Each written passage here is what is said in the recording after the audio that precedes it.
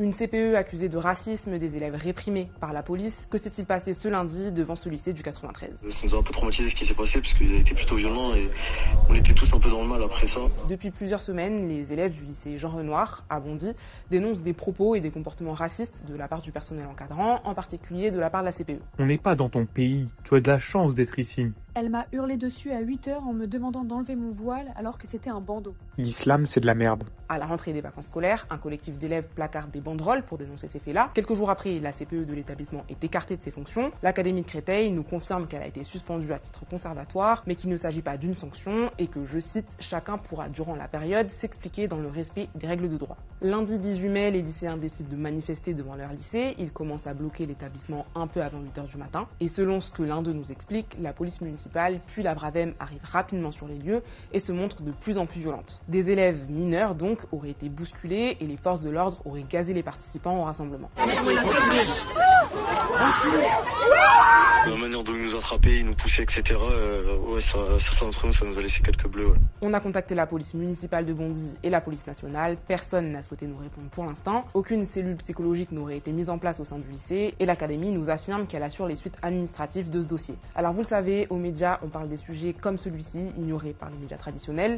Depuis la décapitation de Samuel Paty par l'islam et avant ça l'exécution de la rédaction de Charlie, 5 ans plus tôt, parce qu'ils avaient manqué de respect à l'islam, ils l'avaient pas considéré comme vrai ni comme quelque chose de respectable. On a tout l'Occident en fait s'est progressivement installé dans l'idée que de toute façon il n'y avait pas que les lois du code pénal, enfin les lois de la législation officielle qu'il fallait respecter, mais d'autres lois qui s'imposent comme celle qu'il faut se comporter de manière respectueuse envers cette théorie qu'est l'islam dans certains cas, quand les musulmans sont minoritaires, dans certaines zones, sont majoritaires, je veux dire, fermer sa gueule, se soumettre.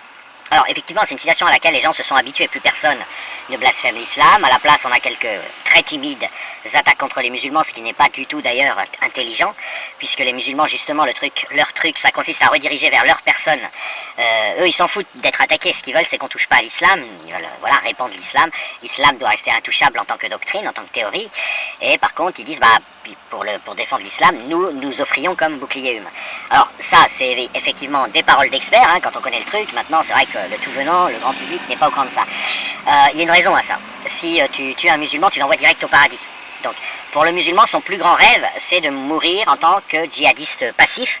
En tout cas en France, il est djihadiste actif au Moyen-Orient. Il essaye de se faire tuer en tuant plein de gens et jusqu'à ce que les gens réagissent et le tuent. Mais en Occident, le musulman, même s'il y a des problèmes, il n'est pas dans le djihad. En tout cas, c'est pas le tout venant qui est dans le djihad. Par contre, ce qu'ils veulent, et ça c'est très important, c'est une règle d'or en islam. Ils veulent pas, évidemment, ils osent pas provoquer le fait de se faire tuer de manière directe, sinon ça s'appelle le djihad, parce qu'en plus ils sont obligés de tuer du coup si leur adversaire les tue pas, mais ils rêvent d'aller au paradis. Et la seule façon, c'est une règle d'or en islam d'y aller, c'est de mourir en tant que ce qu'ils appellent martyr, mais j'aime pas ce mot parce que ça laisse entendre qu'il y aurait quelque chose de sacré ou d'important là-dedans. Non, là en islam c'est du rationnel, c'est du concret. Tu évites l'enfer, donc d'être brûlé vif en étant maintenu réveillé dans l'huile bouillante éternellement après ta vie terrestre, et en plus tu vas au paradis. Donc si tu crois à l'islam, c'est tout bénef. Le rêve de tout musulman, c'est d'être exécuté par un mécréant musulmanophobe, ça, au titre de l'islam, parce qu'il lui reproche l'islam. Parce que là, c'est le paradis direct, c'est une garantie par le Coran. Et pour un musulman, le Coran, c'est la parole d'Allah, c'est la parole... donc voilà. Par contre, des gens qui, du coup, dans le monde occidental, exercent une activité, pourraient, s'ils n'étaient pas exécutés par l'islam, pourraient exécuter une activité légale qui consisterait à manquer de respect au Coran, manquer de respect à la figure de ce qu'ils appellent leur prophète Mohammed, et éventuellement dire que c'est faux tout en étant respectueux, ça peut exister, mais c'est assez discret. Ces gens-là, pour eux, c'est leurs pires ennemis. Pourquoi? Parce que, et c'est vraiment très facile encore à comprendre, l'objectif, si vous voulez, du monde libre, c'est de convaincre les musulmans que l'islam est faux. C'est de convaincre des gens que l'islam est faux. Et donc les gens qui sont musulmans, c'est de faire cesser d'être musulmans. Être musulman, ça veut dire croire à l'islam. C'est pas une identité, c'est une opinion. Ok? Maintenant, supposons qu'un musulman soit convaincu parce que le monde qui l'entoure, les discussions qu'il a, il se dit l'islam est faux. L'enseignement qu'il reçoit, l'ambiance, le fait qu'il est heureux au club méditerranéen ou qu'il aime bien aller en discothèque. Supposons que petit à petit il se dise je vois pas tellement, je pense pas qu'Allah a envoyé l'islam. Donc le mot officiel c'est il va apostasier, il va se mettre à penser que l'islam est faux. Et il va plus se soumettre à l'islam. Dans ce cas-là, d'après le Coran, il part brûler vif éternellement dans l'huile bouillante en étant maintenu réveillé, en sentant toute la souffrance. Donc ce que fait un musulman à l'instant T, c'est qu'il se prémunit, il anticipe cette possibilité en cherchant à exterminer toute possibilité de le convaincre, lui, ou de le faire vivre dans un monde où l'islam serait faux. Et donc, son pire ennemi, c'est la personne qui va critiquer l'islam, et c'est rationnel, parce que la personne qui va critiquer l'islam l'envoie brûler vif éternellement dans l'huile bouillante. C'est infiniment pire que la mort, hein. C'est bien pire que de le tuer ou quoi que ce soit. Alors que son ennemi, l'ennemi de la personne identifiée comme musulmane, lui, c'est son plus grand bienfaiteur. Il souhaite, même s'il va pas, j'explique des mécanismes, hein, il souhaite absolument qu'un non-musulman, une personne hostile à l'islam le tue, parce que là, c'est l'accès direct au paradis. C'est son ticket pour le paradis, être tué par un non-musulman. Alors, évidemment, ça c'est en Occident, où ça je parle des musulmans modérés, là, mais au Moyen-Orient, où ils sont plus radicaux, leur mécanique est légèrement différente. Ils vont tuer un maximum de gens adversaires de l'islam, ou qui ne se soumettent pas à l'islam, pour être tués, voilà. Et puis ils en tuent un, si ça n'a pas marché, ils en tuent 2, 3, 4, 10, et puis le 11e les tue et ils partent au paradis. Donc ça fonctionne comme ça au Moyen-Orient, et leur aéroport, leur joyau pour aller au paradis, c'est Israël, et donc c'est pour ça qu'ils harcèlent et qu'ils essayent systématiquement de tuer des juifs, c'est parce que c'est l'aéroport idéal pour aller au paradis. Mais ça, eux, ils passent à l'acte au Moyen-Orient, alors qu'en France, ils font des attentats occasionnels, mais le reste du temps, ils se contentent, je dirais, d'une bataille par les mots, par le harcèlement, etc. Voilà, on en est là. Donc vous l'avez tous compris avec la rédaction de Charlie Exécuté et l'exécution de Samuel Paty, de beaucoup d'autres gens, hein. Il y a eu Théo Van Gogh, il y a eu Salawat Momika, il y a eu, comment il s'appelle, Boilem Sansal qui a échappé de peu, il y a eu Achour récemment qui se croyait protégé, donc il ne blasphémait pas de manière anonyme parce qu'il était en fauteuil roulant. Il s'est dit, ils vont quand même pas oser tuer quelqu'un qui est au fauteuil roulant. Bah si, ils l'ont attrapé, ils l'ont égorgé. Tout blasphème de l'islam, de toute façon, se termine comme ça. Et donc, vous avez compris le truc. Maintenant, les gens se sont tellement habitués à être sous l'autorité de l'islam, même s'ils ne sont pas musulmans, qu'ils ont validé cette idée que quand tu vas dire que l'islam est faux, quand tu vas dire des choses absolument anodines, comme vous pourriez dire les platistes sont complètement malades. Imaginez une CPE qui dit à l'entrée du lycée, pour une raison X ou Y, vu le stress qu'il peut y avoir dans ce genre d'établissement scolaire, hein, parce que les personnels de l'éducation nationale, ils subissent un stress gigantesque à devoir se soumettre à ces gamins. Imaginez, ils disent le platiste, faut être complètement malade pour penser que la Terre est plate. Il y aurait zéro à faire, bien évidemment. Et c'est pas parce qu'une CPE dit à quelqu'un de quitter son couvre-chef. Tous les couvre-chefs sont interdits dans l'éducation nationale, c'est pas une affaire de bandeau ou de voile. Ça, c'est un mensonge de la journaliste, de l'influenceuse. Mais passons. Mais de même, elle dit un autre truc sur l'islam c'est de la merde. Imaginez quelqu'un qui dit non mais attends, le spiritisme c'est de la merde, mais ça arrive 1 million de fois par jour dans le système éducatif. Des tas de profs qui sont souvent un peu en couleur comme ça pour dire que telle théorie c'est faites attention, n'y adhérez pas, de même que vous diriez la drogue c'est de la merde. Vous dites l'islam c'est de la merde, c'est au même titre que si vous dites le tabac c'est de la merde, vous voyez. Il se passerait absolument rien. Et les gens sont tellement habitués que vous avez non seulement une fausse affaire qui fait comme si l'islam était quelque chose de respectueux, comme si on ne pouvait pas comparer l'islam au tabac, à la drogue, au nazisme, au terrorisme, que ce soit vrai ou faux. La question c'est avoir le droit de faire la comparaison. Vous avez des gamins qui se montent en djihad provisoire, vous avez la police obligée d'intervenir, mais surtout, faute incroyable de l'éducation nationale, elle ne soutient pas la CPE parce qu'elle veut pas de djihad, elle veut pas de turbulence locale. Et donc elle valide d'une certaine manière, le système, l'administration là, valide d'une certaine manière que là je ne parle pas de vérité, je n'ai que la version des accusateurs. Or, rien que les accusations c'est déjà rien, c'est rien. Il vous suffit de remplacer islam par nazisme. Imaginez un CPE dirait le nazisme c'est de la merde.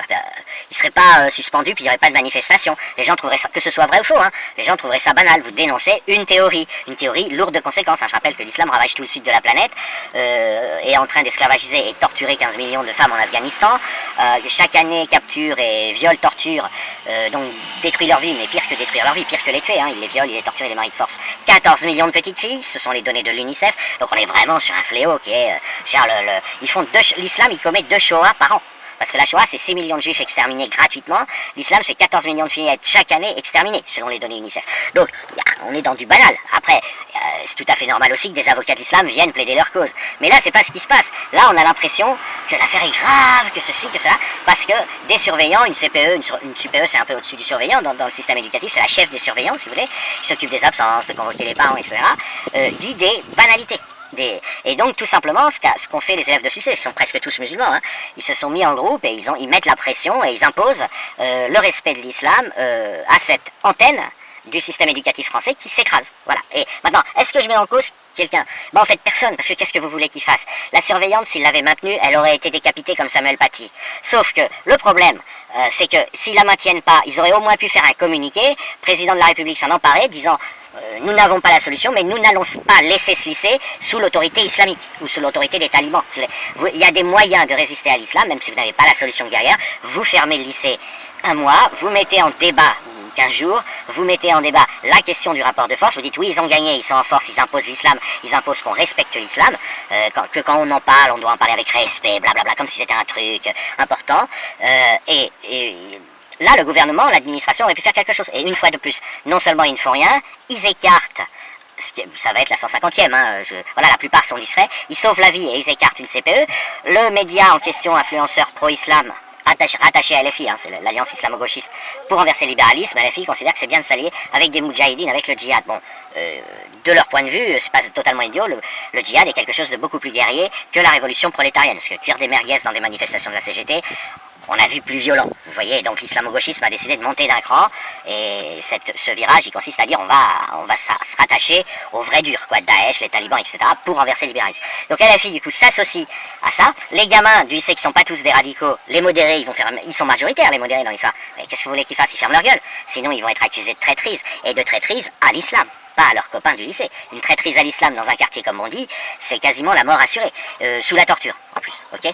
Donc, là, les institutions françaises peuvent rien faire, mais ce qu'elles auraient pu faire, c'est de dire qu'elles peuvent rien faire, qu'elles vont mettre en sécurité la CPE, que la situation du lycée n'est pas acceptable, le fermer, tout simplement. Tout le monde rentre chez soi, puisque vous avez une organisation de masse de, je sais pas, il y a peut-être 1000 ou 2000 lycéens, souvent les lycées c'est entre 1000 et 3000 personnes. Une organisation djihadiste qui est en train d'émerger, de se former, ce qui est un phénomène naturel en islam. Dans l'islam, vous voyez beaucoup de musulmans, même modérés, ils se découvrent subitement, soutien de Daesh quand Daesh agit, soutien des mollahs iraniens quand les mollahs iraniens, reconnus comme organisation terroriste par les instances européennes, mais subitement ils soutiennent les mollahs, ils soutiennent le Hamas, etc. C'est absolument naturel en islam, c'est le pire des musulmans est toujours infiniment meilleur, c'est une des règles d'or de l'islam, est toujours infiniment meilleur que le meilleur des non-musulmans. J'ai mis dans ma TL une vidéo où on entend un musulman dire « Youssef Fofana, c'est mon frère en islam et il est infiniment meilleur, et il ira au paradis d'ailleurs, quand on sait ce qu'il a fait, c'est quand même c'est très difficile pour le monde libre et le monde des gens humains, si vous voulez, de comprendre, il est infiniment meilleur que tous les plus grands bienfaiteurs de l'humanité non musulmans, s'entend. Okay, donc, vous avez cette mécanique en islam, mais là les institutions sont complètement passives, elles font comme si c'était passé quelque chose, et ce qui permet finalement à ce média de ne pas être débunké dans l'immédiat. C'est-à-dire, elle parle et elle installe une espèce de de base commune, comme quoi, l'islam, on n'aurait pas le droit de dire l'islam c'est de la merde, si un surveillant ou un prof le dit, alors merde, c'est pas un mot qu'on prononce, il fait partie de la bonne éducation de ne pas dire des gros mots, mais l'islam c'est pourri, c'est pas un gros mot, l'islam c'est extrêmement dangereux, l'islam est une mafia terroriste, etc. Il n'y a pas de gros mots, si vous voulez, la remise en cause de l'islam et l'accusation de la théorie qu'est l'islam, a priori, les gens, je veux dire, le nombre de milliers de fois dans l'éducation nationale où des personnels éducatifs ont remis en cause le platisme, je sais pas moi, tous les trucs farfelus que vous pouvez imaginer, il n'y a rien, il se passe rien. Mais je vais pas me répéter, je l'ai dit au début de la vidéo. Donc voilà, vous voyez encore une réussite d'une intimidation. C'est finalement un terrorisme au sens figuré, un terrorisme indirect. C'est-à-dire que vous avez là un lycée qui part le vecteur de ces... Parce que normalement, les gamins, on devrait s'en occuper dans l'éducation nationale. Qui par le vecteur de ces gamins a pu infliger une fatwa, en quelque sorte, au reste du pays. L'islam serait respectable, il ne faudrait pas l'offenser. Et en plus, ils se permettent de parler de propos racistes, etc. Et en plus, quand la police intervient, ils trouvent ça. Il faut semblant de ne pas trouver ça normal. Oui, désolé, jusqu'ici, s'il n'était pas mort, Anzorov, il serait en prison probablement à vie. Salah Abdeslam est en prison à vie. Enfin, désolé, la police, elle intervient. Dès que l'islam, il cherche à s'imposer, elle est censée intervenir. Alors certes, ils y vont avec du doigté parce qu'ils ont peur de déclencher un djihad local. Mais il n'y a rien d'étonnant à ce que la police intervienne quand un groupe de lycéens décide d'interdire le blasphème de l'islam et essaye de faire une Samuel Paty à une surveillante. Et puis en plus ils disent il y a eu d'autres gens. Donc la quasi-totalité des profs de ce lycée sont en plus en danger.